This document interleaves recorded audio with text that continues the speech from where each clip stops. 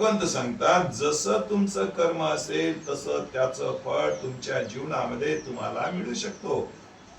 जसं तुमचं कर्म असेल, कर्म हे इथेच तुम्हाला फळ देत नाही, तर मनुष्याचा मृत्यू झाल्यानंतर सुद्धा ते कर्म त्याच्या सोबत जातो आणि त्यानुसार त्याला गती मिळतो.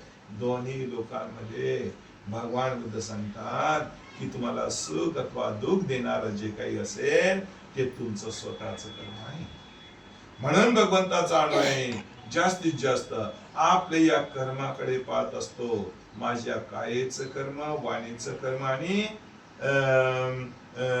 मनाचं कर्म कुशल असेल तर निश्चितच तो इहलोकी सुखी बनतो.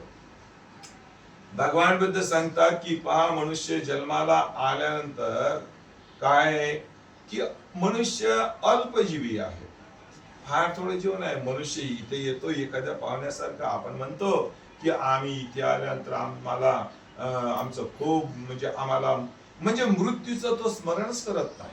तो म्हणतो मी जिवंत आहे, फक्त मी जिवंत राहणार आहे, एवढाच भाव त्याच्या मनामध्ये असतो. भगवंत म्हणतात असा जो मनुष्य म्हणतो ना, तर त्याच्यामध्ये अहंकार निर्माण होतो आणि तो अहंकारच त्याला त्याच्या जीवनामध्ये दुःख निर्माण करून देतो. तर त्यासाठी भगवंत सांगतात की पहा, तुम्ही जन्माला आलात थोड्या दिवसासाठी. आपण आपलंही उदाहरण जर घेतलं ना, बाल्य अवस्थातून आपण या वयामध्ये आलो तर लवकर दिवस निघून गेले. एवढे दिवस निघून गेले की आता आपले जगण्याचे दिवस कमी राहिले. आणि म्हणून भगवंत म्हणतात की तू स्वतःच चिंतन केलं पाहिजे. माझ्या जीवनामधले एवढे दिवस निघून गेले, तर या जीवनामध्ये मी काय काय केलं, कुशल कर्म किती केलं, अकुशल कर्म किती केलं, याचं चिंतन सतत मनुष्यानं करत असलं पाहिजे. मृत्यू टपलेला आहे. कधी मृत्यू आपल्याला घेऊन जाईल काही सांगता येत नाही. भगवंत तर सांगतात की कधी कधी मनुष्याचा मृत्यू तर त्या मातेच्या गर्भामध्ये होतो. आला होता तो जन्माला, परंतु त्याच्या कर्मानुसार त्याचा गर्भातच मृत्यू झाला. कधी कधी मनुष्याचा मृत्यू होतो जन्माला नंतर बाल्यावस्थामध्ये.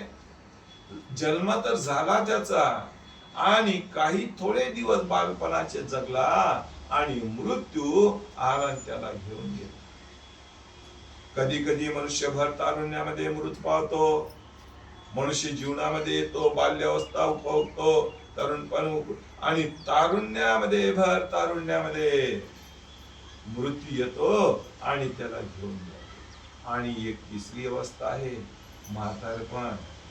आणि म्हातारपणामध्ये जर मनुष्य गेला ना, तर म्हातारपणाचं सुद्धा वय असतो. म्हातारपणाचं वय जेवढं त्याचं असेल तेवढा तो जीवन जगतो.